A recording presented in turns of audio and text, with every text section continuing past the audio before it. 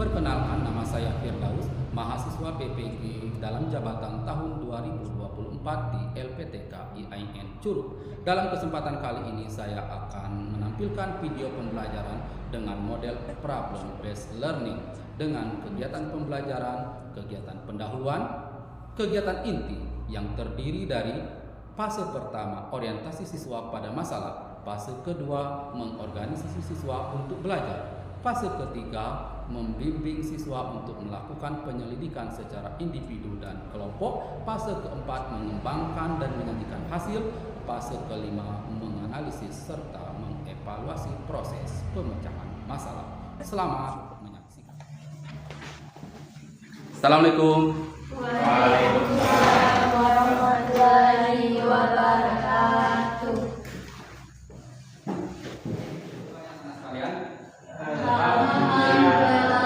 Luar biasa, Allahu Akbar. Kalau dalam bahasa Arabnya kaifa halu. Silakan diletakkan di tempat sampah.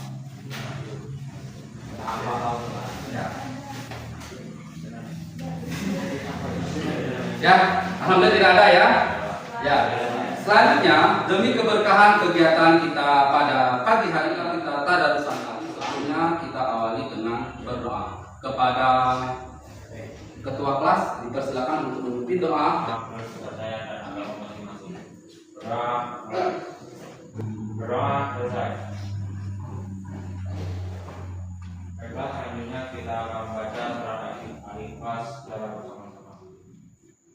A'udzu billahi minasyaitonir rajim. Bismillahirrahmanirrahim.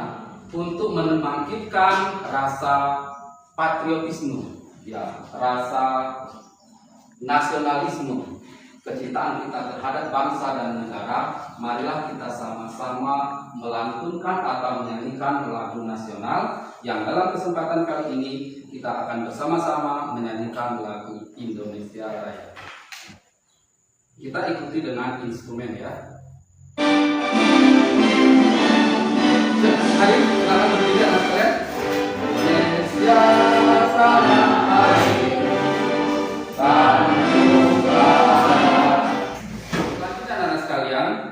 Sebelum kita memulai pembelajaran, Bapak akan mengecek kehadiran kalian ya, presensi kalian.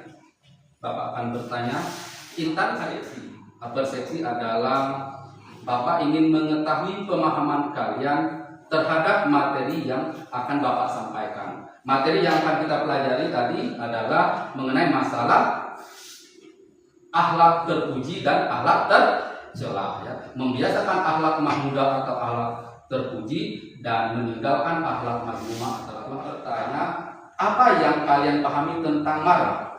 Mengapa sih marah sering dianggap sebagai akhlak yang buruk atau tercela dalam Islam? Ada yang tahu?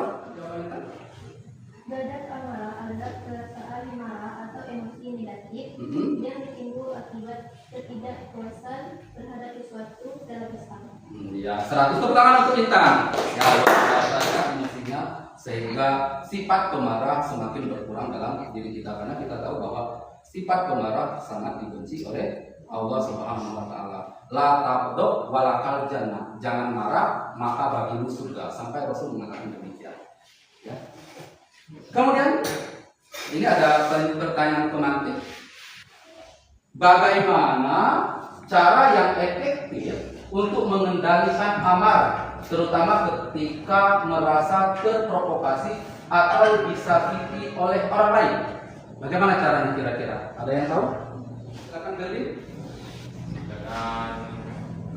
Dengan tetap sabar dan dengan tetap sabar dan menahannya, dengan mengetahui bahwa marah itu tercela ya, dan merupakan pengaruh dari setan, bisikan hawa nafsu. Kemudian ada juga Rasul mengatakan pembahasan kita kali ini, yaitu tadi adalah akhlak tercela dan akhlak terpuji. Membiasakan akhlak terpuji atau akhlak mahmudah dan menghindari atau menjauhkan akhlak mazmumah ataupun akhlak tercela. Adapun tujuan pembelajaran kita adalah yang pertama mengajak kita pada hari ini. Ini info geografis dari pembelajaran nanti kita berharap ada perubahan. Apa itu wadah? Ya, sifat temperamental atau marah. Wadah itu marah ya. Ini ada kisah paku dan sebatang balok kayu. Pernah dengar ya cerita itu? Mau dengar? Jadi kisahnya adalah ada mungkin orang bisa memaafkan kesalahan yang kamu lakukan, tetapi mereka tidak bisa melupakan yang kamu lakukan. Layaknya seperti lubang-lubang paku yang ada pada kayu, tidak akan hilang seperti itu. Jadi mereka bisa memaafkan, tetapi melupakan tidak. Maka mulai saat ini, rubahlah tingkah laku kamu untuk menjadi lebih baik lagi. Ini ya, kita paku dan sebatang balok. Ya, ini pengertian tadi. Emosi terjadi akibat ketidaksenangan terhadap sesuatu. Keadaan sifat orang yang mudah marah karena tidak senang dengan perlakuan dan perbuatan orang lain. Marah adalah tekanan nafsu dari hati yang mengalir darah pada bagian wajah yang mengakibatkan kebencian pada seseorang. Dalil marah diantaranya adalah la taqdab walakal jannah. Jangan marah maka bagimu surga. Ini ternyata Nabi pernah mengatakan. Kalau tidak ada, kita lanjutkan dengan bagian diskusi. Di sini nanti Bapak bagikan dua kelompok, ya. Kelompok satu itu kelompok putra dan yang kelompok dua adalah kelompok putri. Adapun tugas kelompoknya adalah di sini nanti kalian memaparkan atau menjawab terkait dengan rumusan masalah yang Bapak berikan. Ini rumusan masalahnya adalah tugas dari kelompok satu, apa yang dimaksud dengan akhlak mahmudah dan akhlak mazmumah. Kemudian yang kedua, mengapa akhlak mahmudah harus dihindari dalam kehidupan sehari-hari. Kemudian tugas dari kelompok dua adalah yang pertama, rumusan masalahnya, bagaimana cara membiasakan akhlak mahmudah dalam kehidupan sehari-hari. Kemudian, apa hubungan antara akhlak mahmudah dengan hidup yang nyaman dan berkah.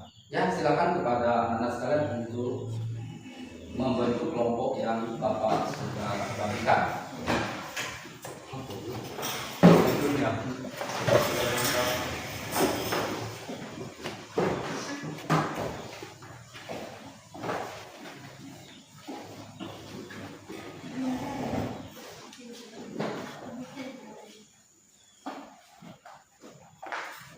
Ya, sudah diskusinya?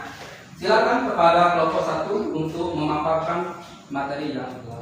Kelompok dua, bagaimana membiasakan akhlak mahmudah dalam kehidupan sehari-hari, apa hubungan antara akhlak mahmudah dengan hidup nyaman dan berkah. Silakan ya.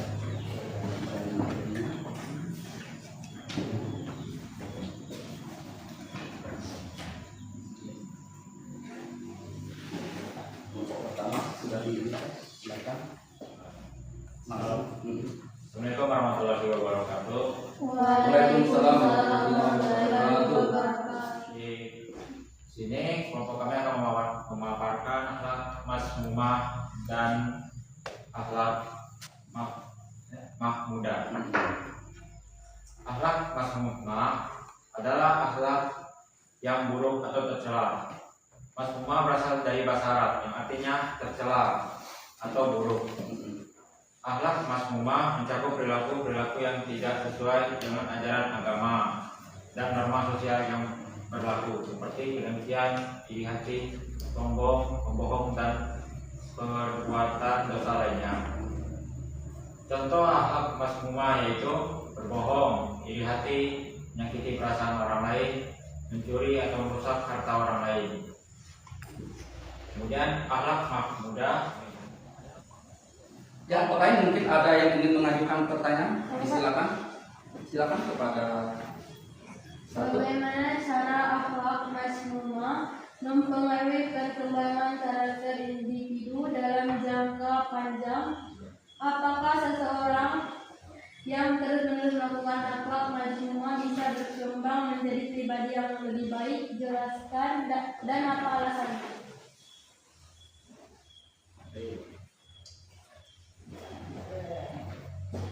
Baiklah, saya terakhir satu untuk kembali. Warahmatullahi wabarakatuh. Waalaikumsalam warahmatullahi wabarakatuh. Baiklah, kami di sini akan memaparkan praktis untuk membiasakan akhlak mahmudah di lingkungan sekolah, menjaga sopan santun dalam berbicara dan berinteraksi dengan teman, guru, dan staf sekolah. Menjadi contoh dalam hal kejujuran seperti tidak menyontek saat ujian. Aktif dalam kegiatan sosial dan membantu teman yang membutuhkan bantuan.